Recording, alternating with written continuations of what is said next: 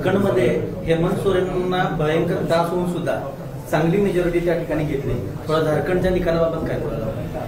असं आहे की आजच मला तिकडचे काही सहकारी सांगत होते की एक आणखीन एक याला अँगल आहे असं काही लोक सांगतात. अँगल काय, 4 महिन्याच्या पूर्वी एक निवडणूक झाली हरियाणा आणि जम्मू काश्मीर. त्याच्यामध्ये जम्मू काश्मीरमध्ये भाजपच्या विरुद्ध जे फोर्सेस आहेत आमच्यासारखे त्या सगळ्यांना यश आलं आणि हरियाणा भाजपकडे गेलं.